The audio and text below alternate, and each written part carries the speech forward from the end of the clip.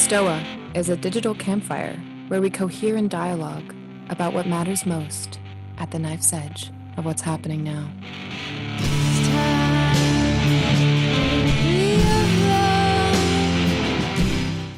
Hello, everybody. Welcome to the Stoa. Stoa is a digital campfire where we gather to cohere in dialogue about what matters most at the knife's edge of this moment. And today we have our second session in our sense-making series with Nina Power. Last week we covered love, and this week we're going to be covering marriage. My name's Raven, by the way. So, great. We're gonna do a normal kind of session structure. So Nita's going to riff on marriage for about 20 minutes, and then we'll go to the Q&A. And with that, Nina, I'll pass it over to you.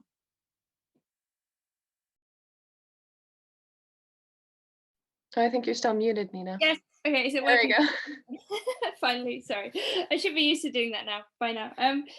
Yeah. No. Thank you, Raven, and thank you, Peter, again for hosting and chairing and everything. And thank you, everyone, for coming. I'm currently sitting in a sort of beautifully autumnal, sunny London afternoon in Hackney, and yes, thinking marriage. I think last week we talked already a bit about a kind of philosophers' somewhat amusing, often resistance to the idea of marriage, or the way in which it's kind of often downplayed by philosophers. And there's a very funny quote I wanted to start with from Schopenhauer, who's very famously pessimistic about almost everything. And he says that it kind of halves one's rights and doubles one's duty. And this is his idea of marriage. And of course, he's in a way talking about a situation in which, you know, classically the man is the breadwinner, and the woman is therefore dependent upon him for providing financial support. And obviously one of the kind of interesting things about the current sexual climate, you might want to say, is a strange kind of equality in some ways in some parts of the world, in which marriage is no longer a question so much of property or ownership or dependency. Most Western economies don't provide a family wage, which is to say a single wage earned by the man typically that would pay for a family. What you tend to have in middle class situations largely is a kind of double income situation in which both partners, if we're talking about a kind of, you know, normative heterosexual arrangement, but even in a gay relationship, both partners are sort of pushed into work. It's very unusual for one person to earn enough to support both people. Only very rich people are in that situation. We know that marriage rates are quite low. They're getting lower. And last week I also mentioned the fact that people are getting married later, if they get married at all. And I think we're seeing something of a kind of, I mean, at the same time, a kind of decline, but also perhaps a kind of renewed interest in marriage among some portions of people in their 20s and 30s. And some of you might know Justin Murphy, who's quite an interesting thinker who I've taught with in the past. And he's often coming up with sort of strange schemes for things. And he's sort of planning a kind of almost like a marriage dating lottery at the moment, which is to say, to take the idea of like the dating apps and the, you know, the way in which the kind of algorithm tries to work out who is most compatible by asking you a series of questions, and then people can swipe on the screen and sort of pick someone to go on a date with. But rather than this being about hooking up or meeting someone, perhaps meeting them only once, or having a whole series of kind of casual relationships, Justin is interested in what it might mean to have almost like a bet on one's own marriage. And so people would be kind of agree to marry each other. They might go and move to the Midwest. It would be a kind of project sort of thing. Obviously you'd pick someone you liked, hopefully, but there would be kind of financial benefits for everyone else in the scheme if the marriage didn't work, right? Something like this. So it's a kind of very strange idea he has for in a way incentivizing and monetizing the idea of marriage. But I think in his case it's genuinely motivated by an idea, which is to say that given the alternatives, marrying, being committed to one other person, whoever they are, I mean, again, hopefully someone that you love and get on with and can work with, is in a way a better bet than the kind of perhaps more culturally dominant sort of casual dating situation. At least that's, I think, his hypothesis. Yeah, and so I think there's something kind of interesting about that. I think we've seen a kind of revival of certain kind of traditionalist ideas about marriage in this regard. We talked last week about, I suppose, people refusing to be engaged in relationships altogether, whether they're kind of male separatists, like men going their own way, who are kind of turned off by the whole idea of dating and don't want to pay and just would rather get on with doing their own things as men. Or whether we're talking about, yeah, the more kind of casual sort of sex arrangement, or, you know, when I was talking last week about pragmatism as a kind of love, the idea of like love as a project, you know, it seems absolutely integral to any kind of long-lasting relationship, that people approach it somehow in the spirit, at least in part, of a kind of shared work, if you like a kind of labor.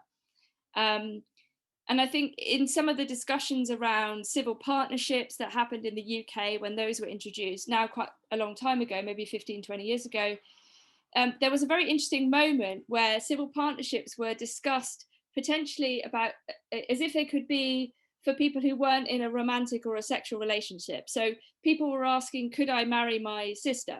So there were two elderly sisters, for example, who took it all the way to the High Court in the EU and asked whether they could marry each other because they wanted to leave everything to each other. And they were suggesting that a civil partnership, you know, although it might seem strange at first glance, didn't necessarily have to do anything to do with sex, right? You know, we're obviously dominated by this particular model of the relationship, you know, which is the combination of kind of like, you know, eros and some sort of commitment, like a kind of, you know, contained sexual relationship.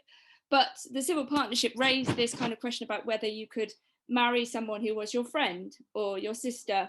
And that was briefly kind of contemplated for a while. So I'm quite interested in those sorts of arrangements, whether they are possible or whether they detract from something like the sanctity, as some would say it, of the marriage contract.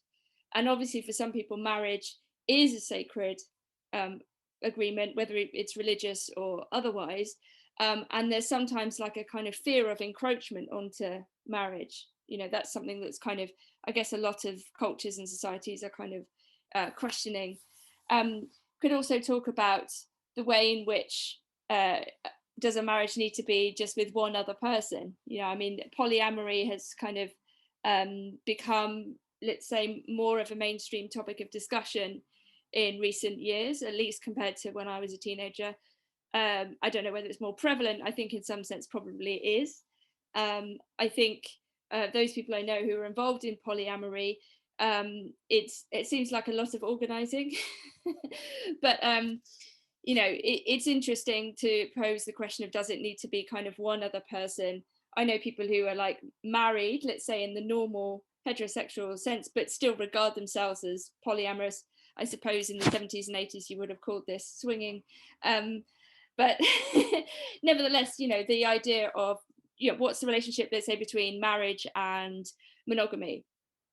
You know, is it kind of like a social contract? A lot of previous bourgeois marriages were often kind of arrangements. If they weren't exactly arranged marriages, they were definitely marriages of a kind of economic convenience and also a status kind of convenience.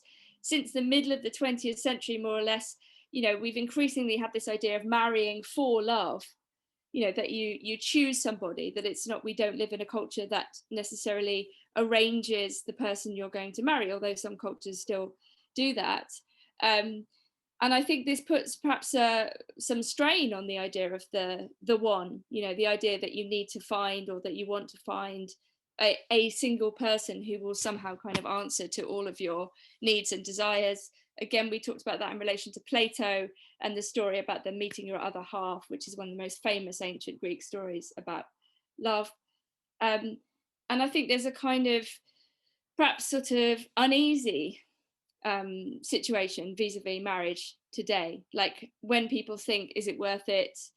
Should I get married? Should I even bother? Should I be dating? Is there a kind of randomness that gets taken out of things when you use dating apps, let's say? It was interesting in the whole Me Too episode that in France, you had that letter signed by Catherine Deneuve and many other women criticizing Me Too, in fact, for what they regarded as a kind of taking the risk and the play out of things like flirtation. The idea that there is always a kind of, a chance being taken. And they describe something like the right to pester or the right to bother. This idea that in a way, approaching somebody else in a kind of flirtatious or possibly sexual way is something that shouldn't be legislated for by a culture. And it seems like increasingly those sorts of aspects of life are being kind of regulated or legalized, or the algorithm is stepping in, and so on. And obviously this becomes even more a question in lockdown. The chances of meeting people become slimmer and slimmer. And there is obviously the use of kind of technology in order to kind of meet somebody. So I'm kind of more in a way interested in what other people think about marriage and whether it's kind of even worth it. What would be the difference, let's say, between being in a long-term relationship with someone and being married to them? Is there a kind of incorporeal transformation that happens? Again, just to reiterate, maybe finish on this sort of point, it's obvious that for a lot of kind of philosophers and artists and writers, marriage for the longest time was seen as almost like the enemy. That like Cyril Connolly, the famous critic, talks about the pram in the hallway. You've probably heard about this expression. The enemy of creativity is the pram in the hallway. The idea that one is like tied down by being married and having children, and that it would start to work against your own creative and expressive powers. And the philosophers, and many of the philosophers, of course, historically were religious people. I mean, if you think about all of the medieval thinkers, they were basically monks and mendicants and men who were solitary in any case, who weren't ever going to get married, but they had the time to think about the nature of God and the cosmos and being and all of those kinds of things. And so there's that kind of question really about, is a marriage something that one does perhaps because one wants children? This would be one of the most obvious reasons why people might get married. Does it make sense to marry if you're not going to have children or you don't want to have children? Does it have the same kind of meaning in that case? Does it mean anything anyway today, if one is religious or not? I mean, presumably it means something if you're religious, but if you're not religious, is there any kind of value or worth in marriage? And then what about these kind of alternative modes of living? I'm interested actually whether people feel any kind of normative pressure, social pressure to be married, either from their family or from the broader socio-cultural realm that people inhabit. I think that kind of pressure has been lessened over the last 2-3 decades. I certainly don't think it's the same as when my parents got married, a long time ago, in the sort of early 70s, I guess it must have been. When they talk about it, they just say it's what people did. People just got married. That was how it was. And there's been a kind of opening up, perhaps, of different ways of living together, for better or worse. And it may be that some things are lost and some things are gained in this kind of more multifaceted, more diverse, more kind of choice-based world. But we can ask, like, to what extent these things are really choices if they kind of end in sort of very negative consequences. A lot more people are living on their own, not necessarily out of choice. We live in a very sort of atomized and isolated way. So those are kind of some of the main things I thought we could talk about. So I'm just very keen to get people's kind of thoughts about marriage. Cool. So if people want to like throw their questions into the chat, we've got some already going. Yeah, I can. I'm just looking at them now. I haven't had a chance to look at them. Yeah, no problem. Yeah, so there's a comment about Mark Fisher's book, Capitalist Realism. I was actually teaching with Mark when he wrote this book at Orpington College. Yeah, capital's consumption of available free time, requiring both partners to work regardless of gender roles, has negative impact on the family structure. Yeah, I mean, there's no doubt about that.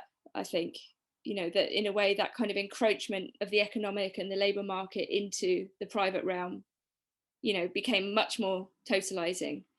You know, when Marx talks about the family, Marx still refers to the family as something like a kind of sacred place away from the world of work. You know, it's still a safe haven, relatively speaking. You know, leaving aside all of the terrible things that can happen in families, you know, there's still a separation, at least in Marx's conception in the middle of the 19th century, about the difference between the family and the world of work. And we could say that that's been eroded and broken down a great deal. Oh yeah, the film The Lobster. Yeah, that's a very interesting film actually. Louise mentions the film The Lobster, which is kind of about sort of being assigned a partner or trying to find a partner, but the kind of penalties for not getting one are like very severe. Is this right? Something like this. I think we have a question from Hal, if Hal wants to unmute himself and ask the question. No, my question is really, it's about time. And the question is, do changing notions of time, the way we perceive time, the way time is valued, ideas of time under capitalism, ideas of time in the era of the pandemic, do you think that changing perceptions on the value of time throughout history has changed the nature of marriage, and what role does that play today? Yeah, I mean, do you want to say a bit more about how you're conceiving this question of time? Like, what do you think are the kind of different values that we put on time? Well, okay, so I guess the first thought is that people are now living much longer lives. So that could be a reason why people are putting off marriage. Another thing is that other notions of time, such as adolescence, seems to have been extended into people's 20s longer. People are moving out less earlier in their lives now. And then also we have the issue of now during the pandemic, people are maybe more worried about death than they were. And we also find a lot of older people getting remarried a lot more in their like very much older years. Like my mom, I have a grandmother at an old person's home, and there are actually weddings there, which is funny. Yeah, no, I take your point completely. No, I think you're right. I mean, it's like, you know, till death do us part means something very different if people are living till 90 than it does if they're living till, I don't know, 50 or 60. And I think you're absolutely right that it contributes to the delay in the average marriage age, which I think, you know, is now in its kind of late 30s in the UK, which seems, you know, really late in some ways. Yeah, I think that's, how to put it, do you think, well, let's put it a question back. I mean, do you think that serial monogamy is perhaps more the norm rather than, you know, marrying one person for the rest of your life? You know, it seems to me that a lot of people I know end up in kind of very long-term, whether married or not, sort of serially monogamous or more or less monogamous relationships for like 10 years or 8 years or something like this. I mean, I think that's definitely the case. We also find the whole cohabitation idea, people living together for a very long period of time without actually tying the knot. So that's part of it too. Yeah. Oh, absolutely. I think that a lot of people are forced into living together as well through economic constraint, right? There's a kind of situation that, you know, let's not forget, we're also living in, you know, a world that's completely shaped by how much people can afford and where they are. I mean, like if you're living in a very expensive city, you know, you might feel basically forced to live with somebody that you're seeing, you know, because of economic pressures that might put other pressures on the relationship. You know, I mean, of course, wedding itself is very expensive too. Yeah, they can be. I mean, you know, philosophers like Sartre and de Beauvoir, of course, who have this very famous long-term relationship, you know, they lived in separate hotels for a lot of the time, you know, and they'd just go and visit each other in their separate hotels, which seems very bohemian and like, but it's not really very, you know, possible for people to have that level of kind of, I don't know, courtship is one of Raven's favorite words, but sort of romance and, you know, at a distance or like at a kind of cool, you know, arrangement. You know, most people are kind of living next to each other in tiny little boxes, trying to not get irritated with the other person. So yeah, whether romance can be kind of preserved in those situations is kind of an interesting question, or whether marriage is kind of entirely, you know, distinct from romance in a certain way. Yeah, we have another question from Andy. Andy, do you want to unmute and ask your question? Hi. So I'm thinking about how analogous marriage or different it is from like a Stoa session, because you can press leave at any point. And so the risk, the commitment, the sacredness, the depth is sacrificed with a Stoa session just by the nature of the thing. And I find being married that there's the risk, and because of the sacredness and commitment and depth, brings a whole nother kind of second order level of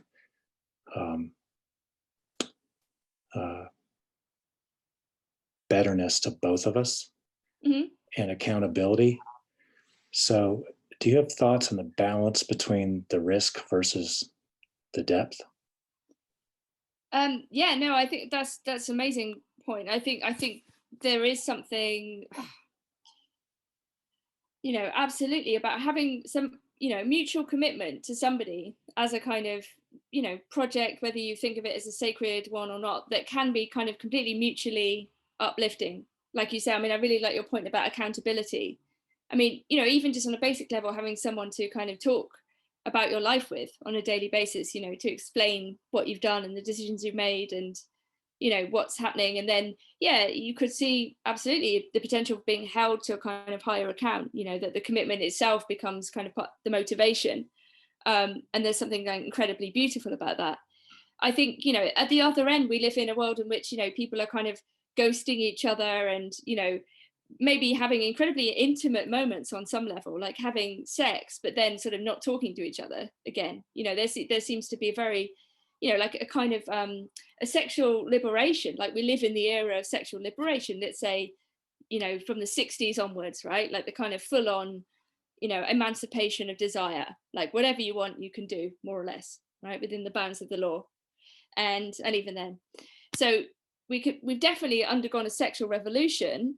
I think the question is whether we're now in a kind of reactionary phase or whether we're in the phase of the terror. You know, you could see the kind of dating apps maybe as the terror phase of the sexual revolution.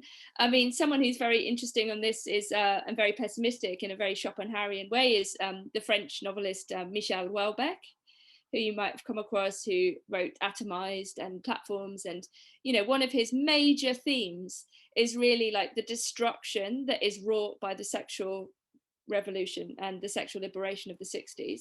And he sees it as almost a kind of carnage, you know, that it's a kind of consumerist free-for-all. And figures like Jean Baudrillard, who I mentioned last week, will talk about this idea that we live after the orgy, he said, what are we going to do after the orgy? It's like everyone has done everything, everyone's taken everything. It's like the party at sort of 6 a.m. where like people are still awake and like, but no one knows what to do. It's like, you know, when you've had this kind of freeing up of all desire, and you know, it's like what comes next.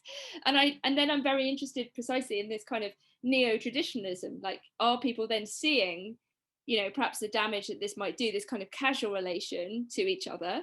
You know, after all, there seems to be a lot of disrespect involved in, you know, from both sides, right? You know, from anyone. If you just have sort of casual relations with people that don't imply any commitment whatsoever, you're not obliged to them, even to text them back, let's say. You know, this seems like a kind of very erosive consumerist way of regarding other people, right? It's treating people as means to an end, whatever the end is. The end is having sex with lots of people, let's say, or, you know, going on dates with people. But, you know, something that has a kind of, you know, meaningful depth, as you say, like a kind of reality, a freely chosen commitment, you know, is just obviously qualitatively different, however difficult it is in other ways. And I think the difficulty would then become sort of part of it. Like let's say it's very easy in a consumer society that privileges desire and says that desire is good, for people to kind of get what they want or what they think they want. It might not necessarily be good for them. I mean, if you had enough money, you could go and buy like 20 cakes a day and try and eat them, right? But it wouldn't necessarily be good for you to do that, but it is possible, you know?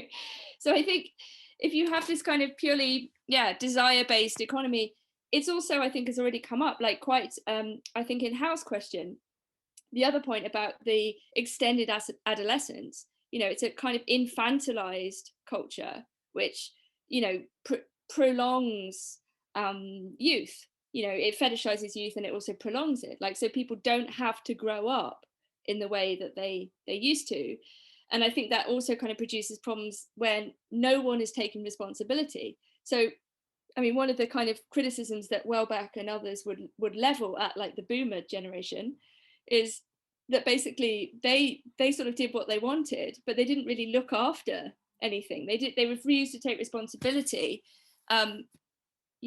unlike perhaps previous generations that were more responsible and patrician and traditionalist. And maybe those generations had problems too. Maybe that was too conservative and, too much of a straitjacket. There were too many restrictions on what people could do or who they could love.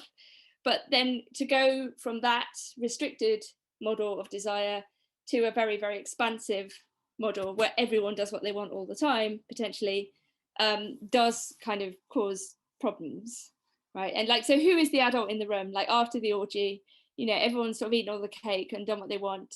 Is there anyone standing there going, right, time to clear up and, get your stuff together? Like, probably not. So, or is that what the Me Too people are doing? Are they saying, like, are they trying to take away the cake, or are they just doing something else with the cake entirely? That's a very interesting question. Yeah, that's a really good one, actually. It's like, yeah, because in some ways obviously it was a kind of historical reckoning. Like, there was a point of it which is like, okay, people need to account for these modes of behavior, and we need to say that these sorts of things are not acceptable in work. It was also kind of like a paralegal thing. Like, these were not cases that were largely going through the courts. The Weinstein one did, but pretty much the rest of it was like Wild West vigilantism, where people were just naming people, often with like very, very negative effects. There was something very, very like potentially dangerous about it. Some men did commit suicide after being named in these sort of cases.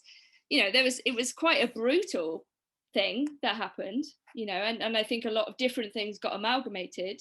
I mean, when people were looking back on relationships that maybe ended badly, and sometimes because of the changing discourse and atmosphere around Me Too, I think, the vengeful desire to retroactively redescribe a bad relationship as, let's say, an abusive relationship was very strong.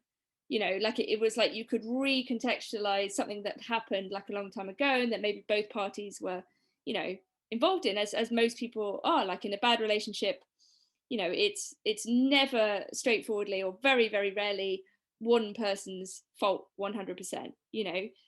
Everybody is a kind of oppressor and victim at the same time. Everybody is capable of harm. Everybody is capable of not behaving well. It's the idea that you can very straightforwardly say, like, this person is a bad guy and this person is innocent is dangerous, and I think there was some of that going on. So Me Too, I don't know, it's very interesting. After the orgy, yeah, perhaps it was. I mean, there was a movement in London, some people who absolutely hate me, but there was this group of people called the Killjoys, under the aegis of Sarah Ahmed, this theorist, who were at Goldsmiths. And their entire project, in a way, as you can see by their name, the Killjoys, was to basically harangue people who had been accused of behaving badly, to basically stop their libidinal desire, to say, like, you can't enjoy yourself. And so they would kind of like deface and vandalize the books of men in particular who'd been accused of, like, being too sexually free or behaving badly. So there really was quite a puritanical backlash, I think. You know, hence the Catherine Deneuve French letter against Me Too. But I think, Hal, you're absolutely right to raise it in this larger way. I think there's a brilliant way of thinking about it. I need to think more about that. Sweet. Amy, do you want to ask your question about fear in marriage? Oh, sure. Yeah. Hi.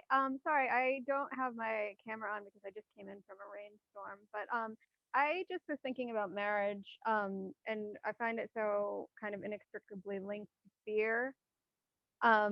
Like women fearing that they'll never, or just people in general fearing that they'll never meet the right person to get married, and society fearing that it will become debauched without the structure of marriage. And I was wondering if marriage in fact needed this if the concept of marriage needed fear in order to survive, and if all of these fears were taken away, would the concept of marriage still be so important to people?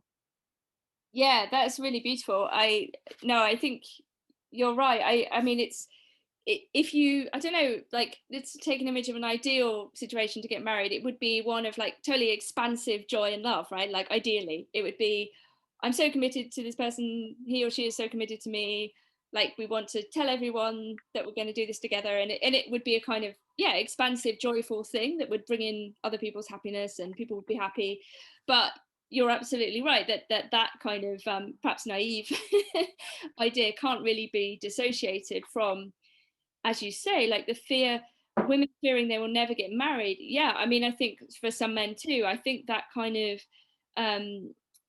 yeah, how do you put it, like, I guess historically it would be called like being left on the shelf, or you know, the negative social value attached to, let's say, women who remain single. I mean, obviously it used to be incredibly severe, like you know, you were a witch, you were kind of basically outcast from society, you know, you were regarded as completely strange if you were yeah, a woman who never got married, you know, for whatever reason. And it's relatively rare still, in a way, for women not to be in some kind of partnership. There are more single men than there are single women, arguably, like most of the time. I mean, hence the kind of incel question, or at least, you know, the men's rights activists would say that it's much easier for women to get dates than it is for men in general, like taking a kind of average baseline. Yeah, I mean, I suppose let's like dig down into this question of fear, though. I mean, you know, what would the fear be? Like the fear of being alone in the first place, I guess, the fear of being judged by others, like as non-desirable or strange. Like we know, obviously, if women want children, you can have children outside of marriage. Obviously, you don't even have to have a, you know, a partner who's there. I know somebody who had a child, you know, using sperm from a bank. You know, this is, you couldn't find anyone that she liked enough. She's a very judgmental person.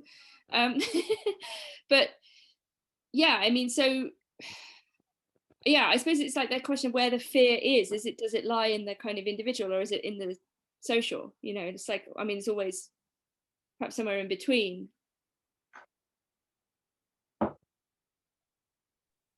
mean, I don't know if you want to say more on that, Amy. Well, not really. I mean, I feel like it's kind of like it's the social that kind of impedes on the individual to the point where the fear kind of feels like a part of their own choice making, but perhaps is really like, I just wonder, you know, like in some kind of alien world where there was no concept of marriage, would human beings be, you know, monogamous creatures that coupled with each other for extended periods? I mean, I don't know. I just think it's interesting that it's so inextricably linked, and I do think that it is the individual that's following the social cues versus oftentimes making their own decisions.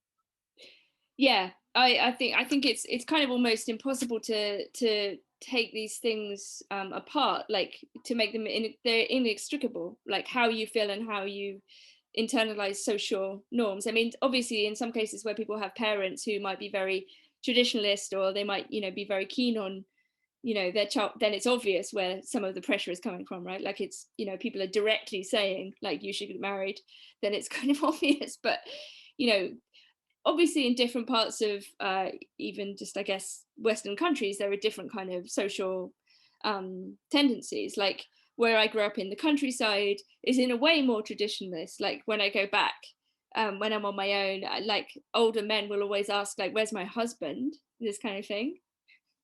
And whereas, you know, obviously in the city, if you're in, I don't know, London or something, it's not at all like this, right? Like everyone's doing their own thing, everyone's having whatever kind of relationships they want, or trying to have them, or having no relationship as well. I think, you know, that's always an interesting choice, especially when it's made very affirmatively, like when people say, you know, I prefer to be on my own.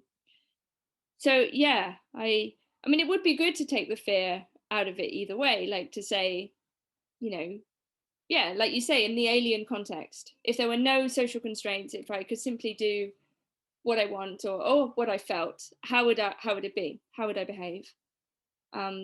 Would people be monogamous? I wonder what people think. I mean, there are social penalties, perhaps, for being non-monogamous, but they seem less than they used to be. You know, I think there's a kind of active move to celebrate, I don't know, polygamy and other, no, why do I keep saying, do I mean polygamy? No. Polyamory? Yeah. Yeah, polygamy is generally frowned upon. You can't Generally. normally marry more than one person. I mean, some religions you can, but yeah, I mean, yeah. Yeah, I could really tease this out because I think I'll just try and say something quick and then we'll go to another question, but I just have to. Because I think that there's something about like short-term and long-term thinking with marriage. And especially with a youth-centric culture, it's really easy to kind of think linearly and have the delusion that you're just going to be young your whole life.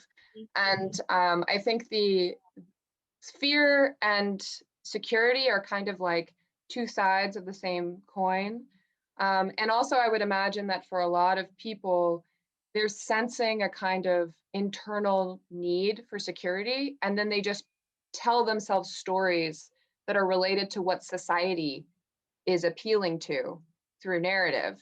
And in fact, I think that that need for security goes much deeper than what society is telling you need to do, and is actually related more to this, like, you know, especially for women, you may live to be like 90 years old. Like, what are you gonna do? Like, if you're old and you get sick and you don't have anybody to depend on, you know, like there's this whole kind of like distortion of reality, I think, that comes from being infantilized essentially and being youthful and not having a sense of what happens over the entire course of a human life, and not knowing, especially when your own parents die, the fact that our parents live to be very old as well gives us this idea that there's always these people who will be taking care of us if something happens to us. But your parents die, and then you have to take care of yourself. And if you're alone, that's just much, much harder. So yeah, anyways.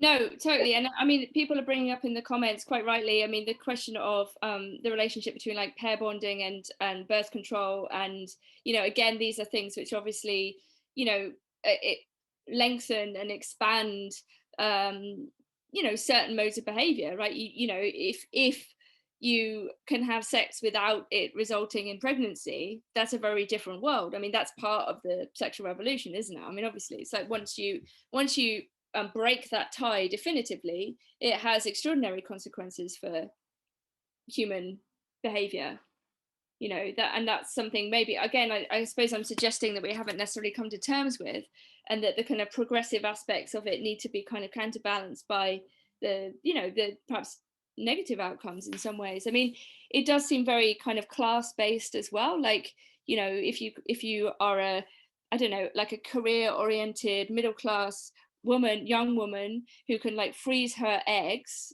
let's say. I mean, I don't know many people who've actually done this, but you know, it's clearly there's a kind of mode of technologizing with the reproductive technologies that again extends a certain kind of life. It's like, well, I can focus on my career and then do that later on, which again seems a very specifically class-based attitude to life. Like you're saying, like Raven, this kind of structure of existence, like how do you conceive your life playing out? Like, do you live in the present, in the day-to-day, and like kind of more or less do what you feel, and or is there like a plan? And like I think people who have kind of plans are maybe like, it's nice but they often kind of don't necessarily go according to plan, right? I think life doesn't often go like that. And yeah, I mean, the question of fear is coming back again, I suppose, this idea of like being alone, when you're older. I mean, for some reason, maybe I'm just completely feckless, but I never have this fear. I never worry about that. I think probably I just think, oh, I'll just take loads of morphine and it'd be great and read some poems and it's fine. Like I'm not actually worried about that. But I mean, but it's a real concern. And lots of people say, like, even to have children, often part of the calculation is that there is therefore some people to look after you when you're older. And it's a very, very, so in a way, I think my attitude is unusual and not representative at all. Whereas I think what you're saying is much more, much more familiar. I suppose I also think, well, like if you've still got friends, well, hopefully one of them who isn't ill might like come and check in on you or something, or, like it doesn't necessarily have to be a partner or a child, but I don't know, maybe I'm like rather, feckless is the only word I can think for this. Yeah, well, that's the idea of security, right? Security is like insurance, right? You're like betting on it just working out, which is not like having slack in your system. But I want to get to Peter's question. Yeah, I feel I resonate with that, Nina. I feel like I can be a hermit if I need to be. But yeah, I had something about fear too, and how it relates to status in regards to marriage. But I thought maybe I'd just talk about my marriage, and because you've been how you framed your initial question got me thinking, like, what was my motivation? So I've been with my current wife for like 12 years. We've been married for 3 years. And I was like against marriage, or not against it. I just didn't like, yeah, who cares? Marriage, we don't need it. But then like approaching year like 9, I'm like, okay, I can tell Camille really wants to get married. So I'm like, okay, let's just do it. It's just like kind of like, fuck it, let's do it. And it was actually beautiful. Like the whole kind of preparing to buy the ring and then engaging, and then we got married in Ireland. It was like a really beautiful experience. And so I'm like, even though I didn't really have a reason why to get married, it was great. That whole kind of the ritual of it all. And I do find it is a spiritual practice, maintaining right relationship with your wife. If you get lazy, things happen. So you got to like really be on guard there. And then that's the personal transformation thing. But I found that when we got married, then just like my wife has a like an ecology of normie friends, and then suspiciously they all started getting married. And then it's like, it was, just the feel of it, it was like competitive, like the marriage, it just felt kind of like icky. And there's certain people, it seems like marriage is a huge status thing, and they're afraid of being judged by not getting married because they don't meet that kind of like that status marker. And if you just kind of look at all the industries out there, they want that status to exist, and that kind of shame to exist as well. So yeah, I thought I'd just share my journey and kind of how I think it relates to status, this fear piece. Yeah. Can I ask you about, so when you got married, so even though, obviously you've been with your partner for a long time, did you think that the marriage kind of introduced some like incorporeal transformation? Like, did it change, even though in a way it's the same situation, did it make a kind of like, I don't know, psychological or emotional difference, but beyond the status question? Yeah. Phenomenologically, it was like, it was an interesting kind of contrast, because it felt like, oh, this is the same, but it like felt more real. Like, right. Shit just got more real. And because like it's like a beautiful woman crossing the street before marriage, I like kind of check her, but then my ring starts burning. Like so it's like it kind of like just the whole symbol and the act and the ritual. And then the day was so beautiful. It's like it was one of my favorite days of my life. We were in Ireland, small little town. We got married in a church, And it just, that moment imbued something. It felt like, okay, shit's getting real from here on out. So yeah, it did do something. I can't really put my finger on what, but it feels more real. Yeah, that's amazing. I really like the image of the ring, like feeling. It burns. Yeah, I mean the ring itself is obviously like very powerful symbolism. I mean, this is a, you know, something also not only for yourself, but it also tells the world something about you, right? So when you meet somebody, they see you're married, you know, you don't even need to necessarily tell them. It's just there, you know, and all the kind of effects that has. There seems to be lots of messages. I can't quite keep up. Yeah, we're gonna go to Carl now. He's got a really good question.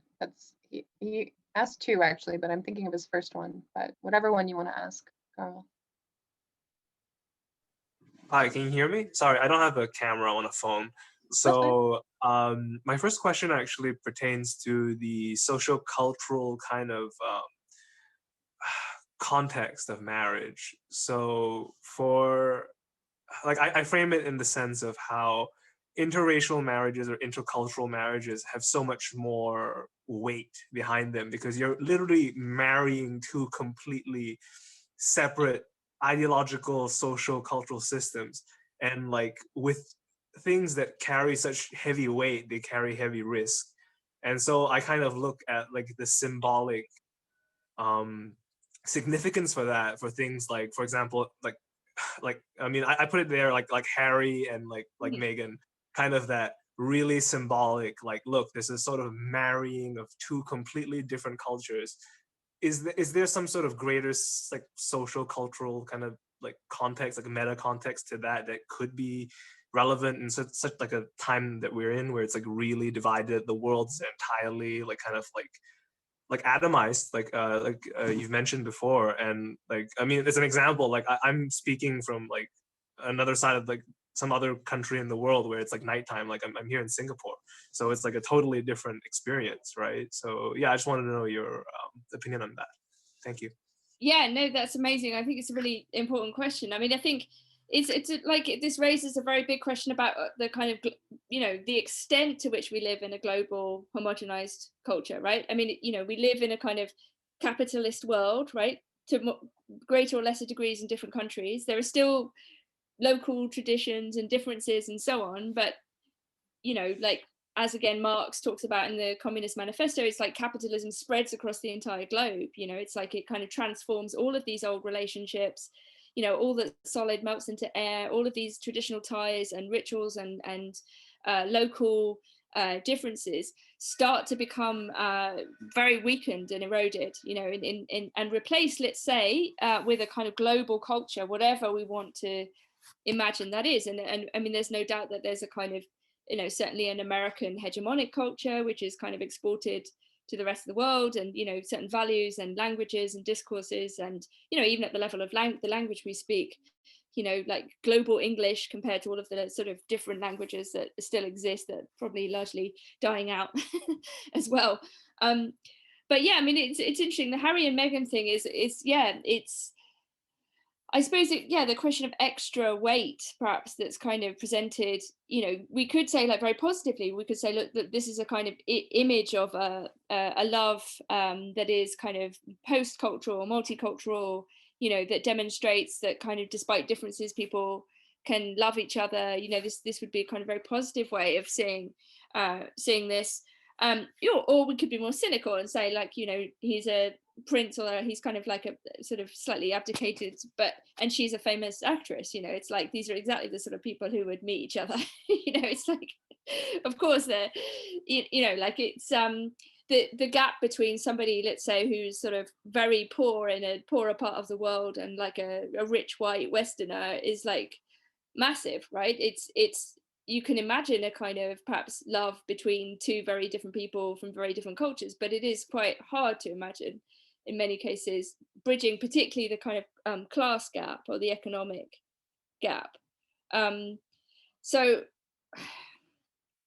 yeah, I mean, I wonder, I mean, if people are in kind of multiracial marriages, the question of how, like, whether they feel other pressure, like, you know, pressure to live up to, let's say, perhaps the expectation of, you know, demonstrating that things work in that way. You know, I think that's that's a kind of interesting question, whether there's a kind of extra sort of like pressure that you wouldn't necessarily feel if you married someone you grew up with and went to school with, that was just from your local area or something like this.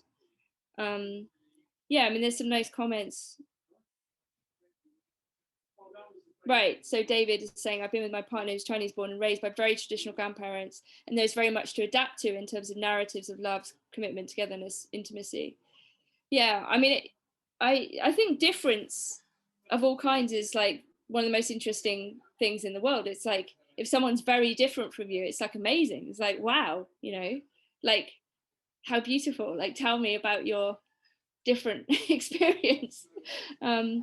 You know, I think the homogenizing culture is like generally negative if everyone's just watching the same Netflix shows, and you know, it's not very thrilling, particularly.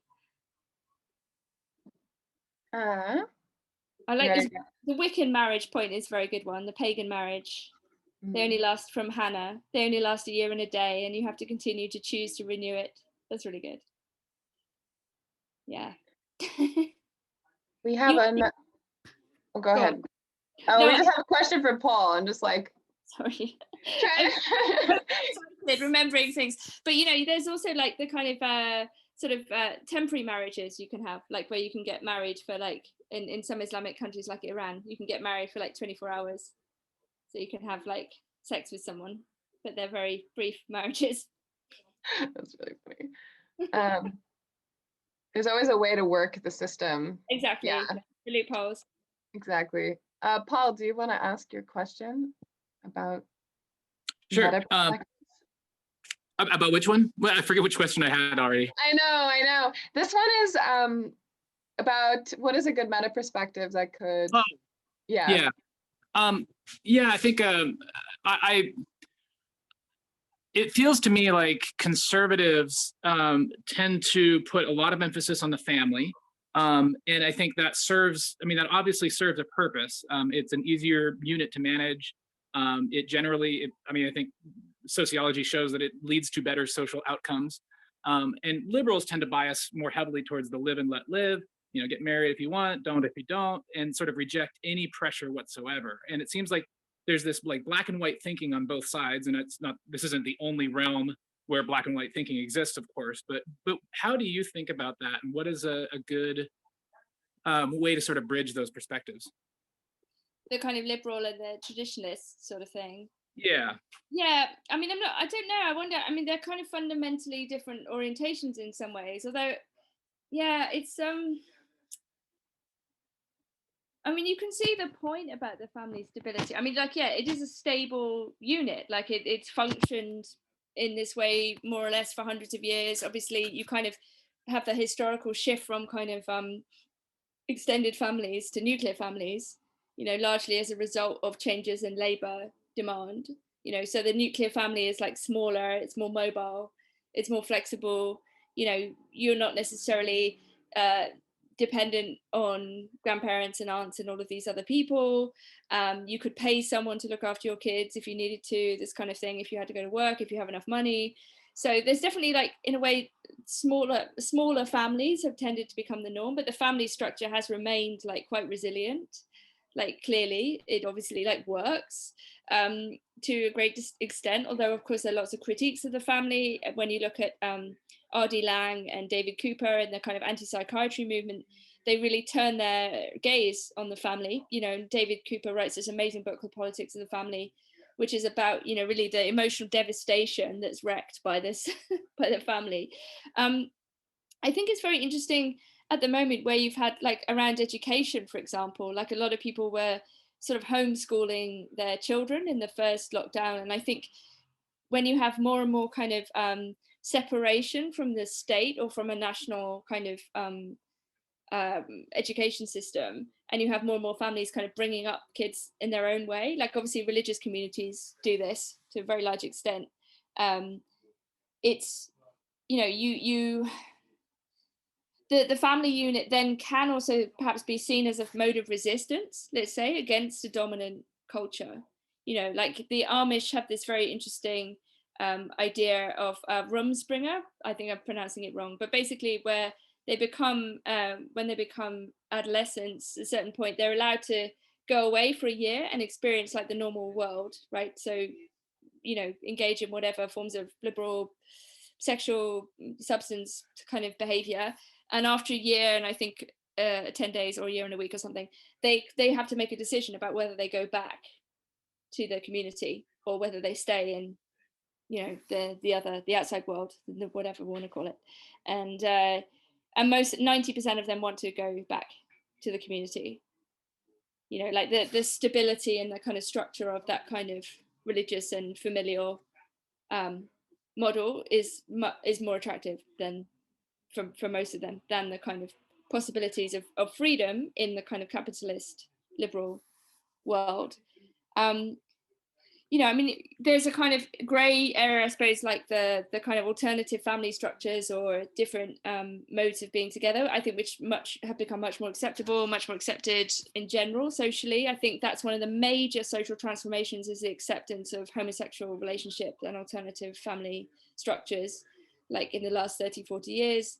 Also, single parents are much less demonized. They're still demonized to some extent, but it's, you know, that's become more accepted and more you know, not held up as the source of all of society's ills to the same extent that it was, particularly like in the 80s, I think. And yeah, so I don't know. I mean, there's a kind of very basic sense, however, if you become very anti-family, if you take some of the very extreme left positions against the family, you know, well, you're simply not going to reproduce, right? In a way, your ideology is itself like self-defeating, right? Like, you know, it kind of ends with you, and like that you could say, well, that's fine. That's also a kind of position. I mean, some people have this obviously for environmental reasons, you know, like they don't want to have children because, you know, they think there are too many people already in the world and they, you know, they don't want to contribute to that, or they prefer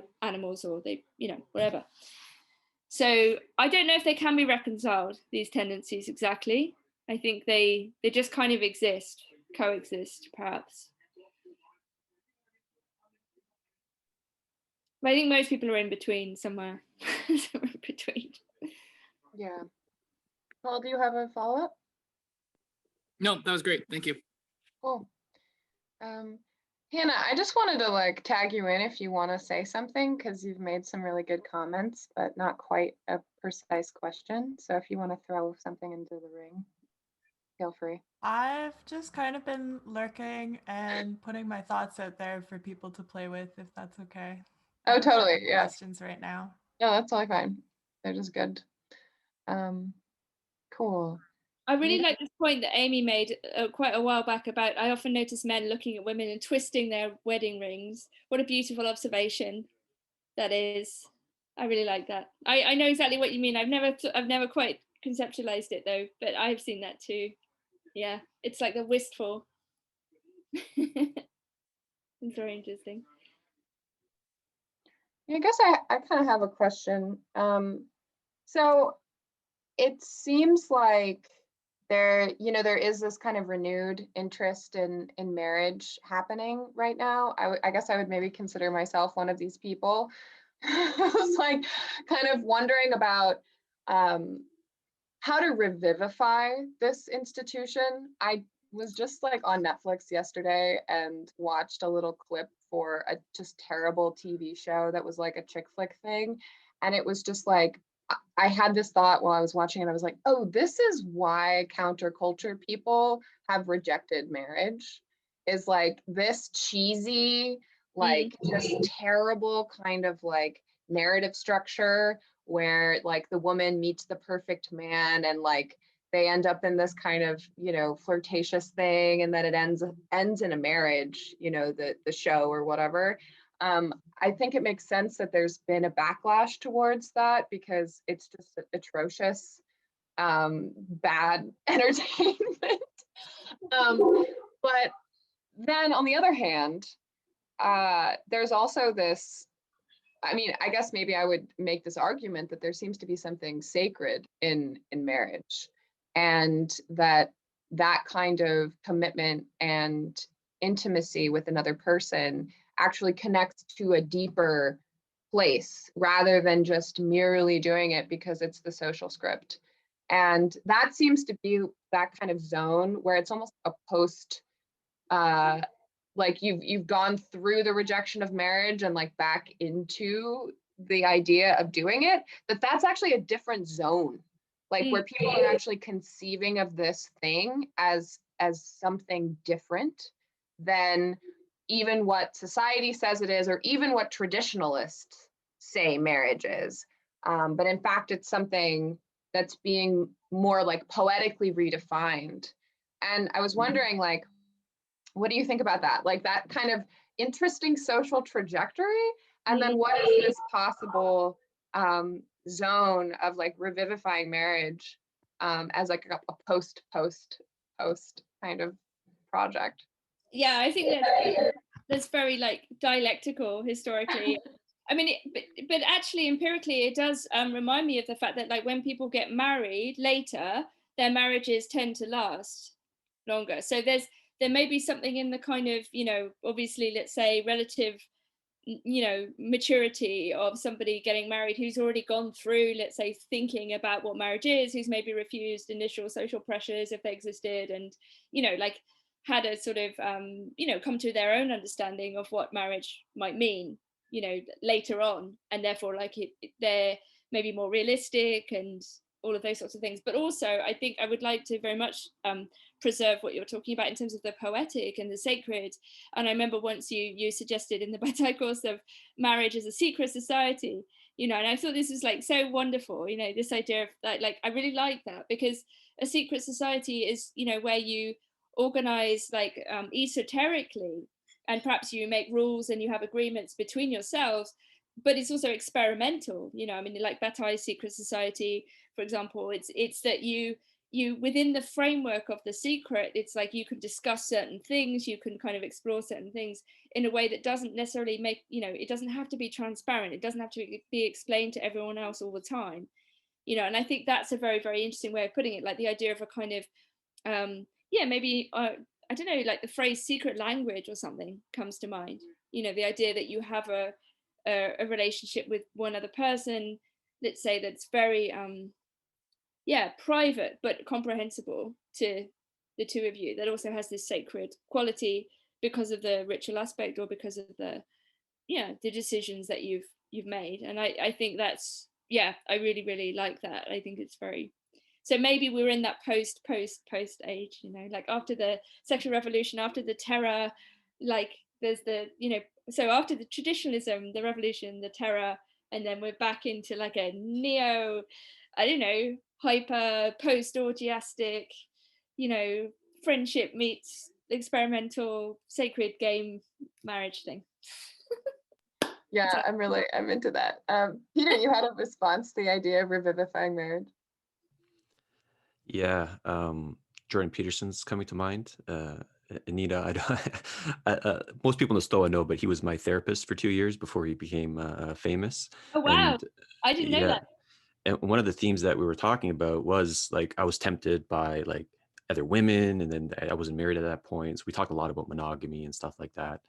And there's this one thing I got up, a quote that he said. So this is him on marriage. You take someone as useless as you and as horrible as you are, and then you shackle yourself to them. And I really love that line. And that's sort of like, you know, I take that seriously too, because there's so much desires to escape when things get difficult and tough. And then the inner work, the shadow work, the spiritual work needed in order to just grow with someone is incredible. But it is a transformational practice. And so just this thought about revivifying marriage with that frame that, okay, you're not in this because kids, status, this or whatever, you're in it for transformation. And I imagine you can get that from different outlets, but there's something particular about shackling yourself to someone. No, I think that's brilliant. And also the point about the flaws and the difficult, it's like, you know, if you love somebody, you also love their flaws, and they love yours, right? It's like the idea, I mean, it's not that one shouldn't aspire to be better, right? A better version of oneself and do all this work and transformation. But in a way, it's like what you see in the other and they see in you is also the you know, yeah, the negative aspects, all the tendencies as well. It's like, you know, I think after somebody in the Adam, I think in the comments say, you know, the rom-com narratives seem to glorify the infatuation stage. Yeah, exactly. I mean, of course, that kind of very intoxicating idea is like obviously much more like dramatically interesting. It's much harder to depict like the 40 years of daily, you know, being with somebody. I think there were some interesting films that tried to do that in recent years, actually, like what was it called, 45 or something, which is looking back from the end of a marriage, you know, in the like when two people were in their 70s. I think Helen Mirren was in it anyway, but like they, you know, so it's, but you're right, I mean, of course it's rarely depicted. It's like you get the initial like intoxicated chemical, you know, alchemical stage, which is all very dynamic and people can't eat and sleep, but you know, to actually convert that into gold in the alchemical sense, yeah, I mean, it's like, yeah, but precisely. And yeah, that's very interesting about Jordan Peterson, actually. I did not know that. He's someone, I suppose, who does have an interesting public marriage. I mean, he's very publicly committed to his wife and family, I suppose. You know, that's like one aspect of his trajectory, it seems to me. And that's maybe quite unusual in to the extent that that seems the case for him. But I don't know enough about it, really. Yeah, he has a very sweet marriage with his wife. Yeah, exactly. I mean, Hannah raises a point we haven't kind of discussed very much, like the other structures of relations, you know, like I raised civil partnerships and poly stuff, but we haven't actually really discussed it too much. And there's an interesting comment from Hannah here, like about the solo poly communities DIY relationship expectations, where you co-author a document on how you want to define your relationship and how you want to do your relationship. And you can throw out the script and make it what you want. Yeah, I mean, that seems like very reasonable.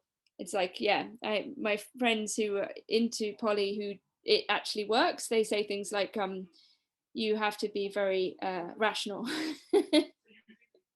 You know, that in a way you kind of, yeah, think about all of these things in advance, you know. It's, I mean, not least because you don't want people to get hurt. You don't want people to you know, suffer from you know, misplaced expectation or jealousy or, you know, all of those things, even if they're not entirely unavoidable. I think that kind of almost rationalizing makes sense. My poetic aspect struggles against the that idea as well, though. And I wonder if there's much room for things like tragedy and poetry and certain of these very utilitarian images. But that's maybe a personal aspect. Yeah. Jared, would you like to ask your question? Oh, wow. Yeah. Was that me? Oh, I guess I must have just put a You put a comment as a question, and that's a question. Oh yeah, I guess it's kind of a question. Yeah, it was more the where was this? Where did I even put that? Thought experiment. Why put in the effort? Yeah, I was thinking about like I don't know, like the idea of the easy payoff versus hard work, and how I've been kind of exploring that in my mind of like, is there something truly better when you put in the work? Like, is it better? Is this something that's been conditioned in me? What kind of payoffs are there, or is it just different? But like the thought experiment was like going out and having sex with someone versus just watching porn every time, and like having that cake versus eating a healthy meal or something of that nature. Like, is that a comparison that we can kind of look at with in regards to a monogamous marriage, or something where you're committing to someone over time and actually using them as a mirror for transformation? You know, like we were talking, like Amy put a great comment about intimate partners being very truthful mirrors. So I just thought that was an interesting comment there, and wanted to hear your thoughts on that. Yeah, I mean, like I'm going to say, I think we live in a culture that kind of encourages the consumerist, you know, pornographic relation to things, you know, and I actually think this is very detrimental from a human point of view. And I think there's a clear sense in which pornography and that kind of compartmentalizing and commodification of desire and the visual and the bodies of others like plays out, you know, then in the real world, and in like often very negative ways. And it's like the absolute dominance, the wide availability, like the extraordinary availability of pornographic material in the, again, in the post-sexual revolution period, the liberating of all desire. I think, there's something in a way very boring about it. Like it's actually very limiting. These things that were at one point seen as transgressive or desirable are just actually very numbing. And that having a conversation like with someone you've never met or whatever is going to be like more risky in a certain way. Like you might go wrong, you might upset somebody, you might like them more than they like you or something like this. But at the same time, it's like, well, if you were just stuck in doing the eating the visual cake over and over again, it's like, well, that's it. Like that, what that is. It's like, it's not really anything. And I have to be very suspicious. I feel very suspicious of a culture that promotes that as a positive idea. It's like, and it's nothing to do with being against desire. I think this question is always posed in a very silly way. It's like, well, either you're pro-sex and pro-desire or you're against it, and if you're critical of this culture, therefore you must be against sex and desire. Whereas I think, especially for the second wave feminists, who are often depicted as being like sexless, anti-sex people, like it wasn't that at all. They were trying to say like we need like new ways of thinking about desire and recognizing desire and having sexual relationships that aren't kind of dominated by the logic of pornography, which I think is obviously only increased like insanely since the 70s. So yeah, I mean, I think it's a question of effort. I mean, I think there are different qualities of work. It's like, is a marriage work? I mean, we talked about pragma last week, and I think commitment maybe, but I mean, I don't know, someone like Justin, I think, makes this point, Justin Murphy, that in a way, think of all the effort that you put in using dating apps and going on dates with people that maybe either both of you aren't really into, like the amount of, almost like he puts it pragmatically, the amount of like time you can save if you just marry someone you like, and then you can, you've got that framework and you can spend your time reading, I don't know, theology books or something, whatever you want. And I mean, maybe that he puts it maybe a bit too bluntly, but I think, yeah, there may be something like that. I think whatever the dominant culture is pushing you to do should always be regarded with critical suspicion, basically. Agreed. Hannah, do you want to jump in with your question, comment? Yes. So one of my favorite insights from Esther Perel is how we used to have communities largely religion-based or geographically based, where we had, a whole village of people playing different support roles in our network. And now we largely assign all of those roles to one person. So, they're your priest, and they're your partner, and they're a mother, and they're a childcare, and they're a cook, and everything. And so we're expecting one person to play the role that would used to have been played by 100 people or something. And how does that fit into all of this too? Yeah, totally. I think that's a brilliant question and observation, and that seems very obvious. I mean, I think even last week when we were talking about the Greek conception of love, and that there's at least 8 of them, and the narrowing of how we think about love goes alongside exactly what you're talking about, which is the narrowing of like the pressure and the responsibility, like as if one person can solve all of your needs, or even to think about it like that is weird. But you're totally right. I mean, if you were living more in a community sense or like an extended family, it wouldn't be like this. And I think, yeah, there's an obvious sense in which the pressure, let's say in like a 2-person relationship, if it, including all those things, is obviously going to be intense. It's going to be like maybe unsustainable for a lot of people. And like in the UK, like more than about 50% of marriages end in divorce. There's a sense in which like there is something being demanded of marriage that is maybe too great for a lot of people, because of the nature, because of the way the institution has become, atomized and individuated. And yeah, so yeah, I totally agree. And I wonder, just like how we can redistribute love in a way, and all of those different things. I mean, I think when people maintain friendships outside of marriage and they maintain their own interests, and that seems to be vital, right, in order to so it doesn't just turn inwards, like it's not just this kind of mutual dependency, that it's rather more like a like a an outward looking framework or something like this. I mean, that's not very romantic, but yeah, that it's a way of supporting these other things as well, like this outward relation to the world. Some marriages, I guess, are very distant in a certain way, like they work really well, but like the two people, let's say, are doing loads of different things all the time, and they maybe come together not so often.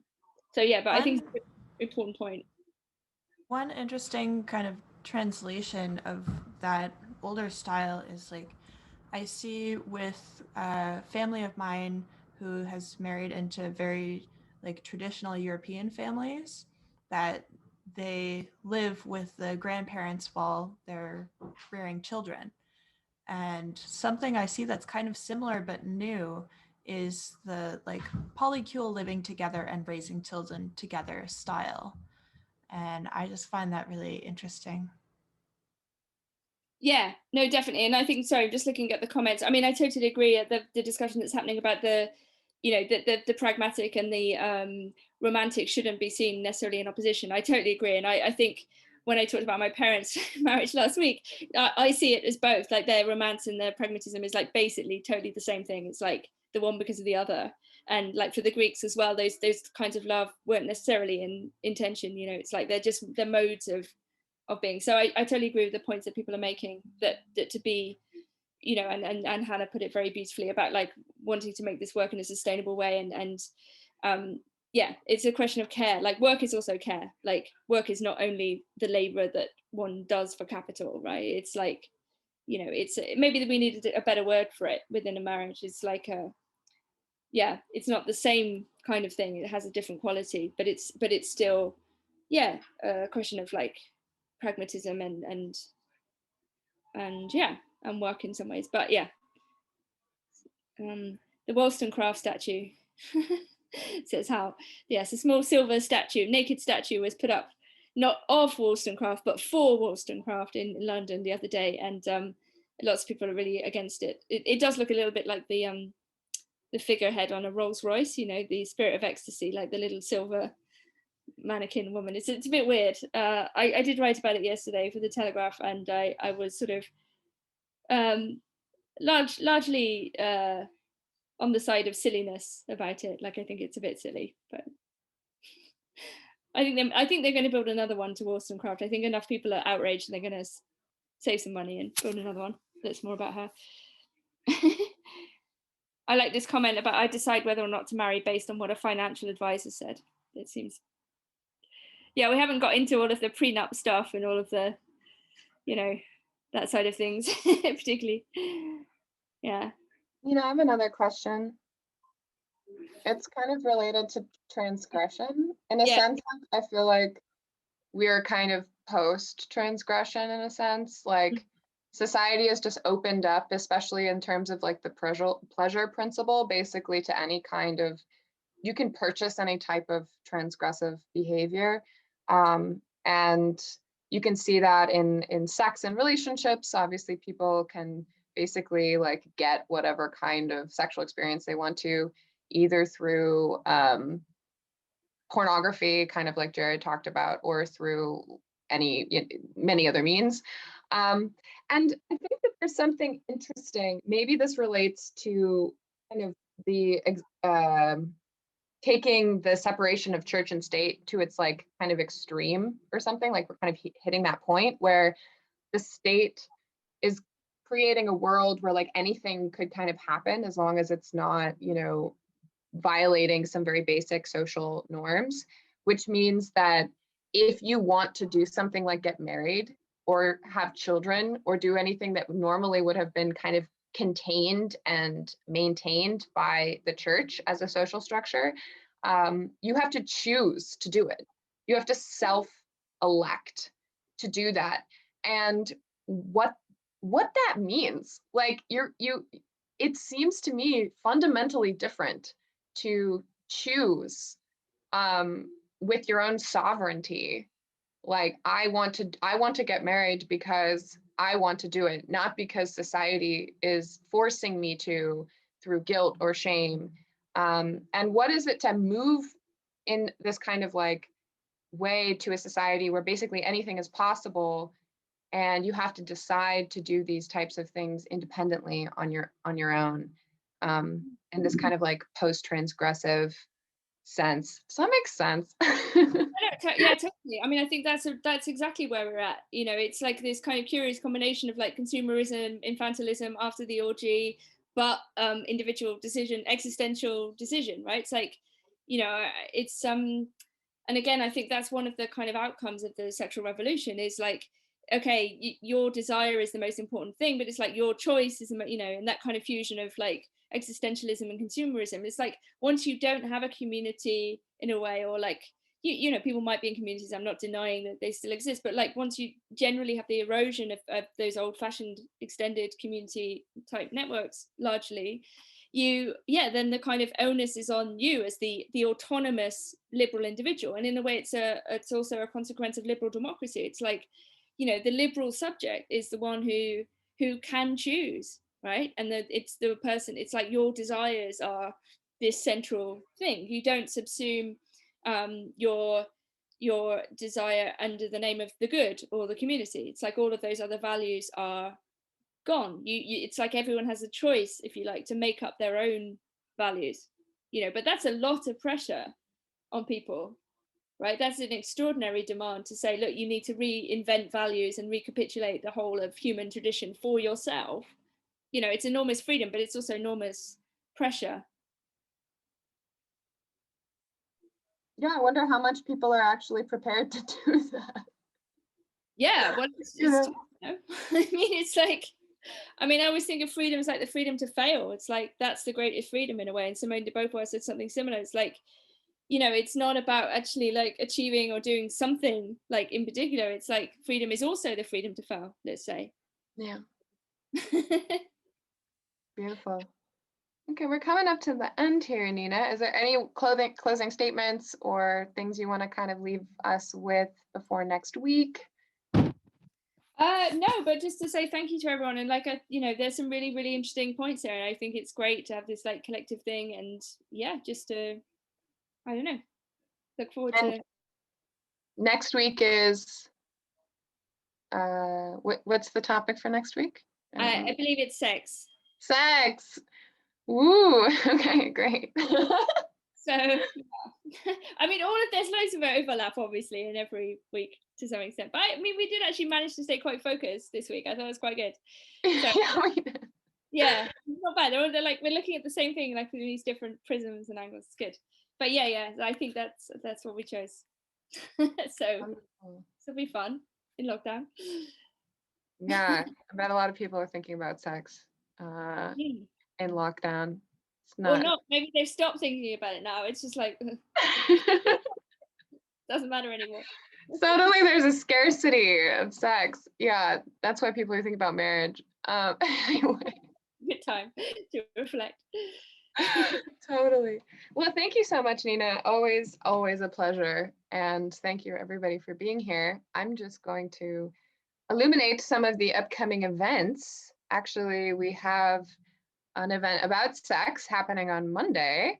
Yeah, I know, it's great. Stoic Provocations, Sex Positivity and OnlyFans with Default Friend, who also happens to be working on the marriage project with Justin Murphy. So, and that's going to be November 16th at 12 p.m. Eastern Time.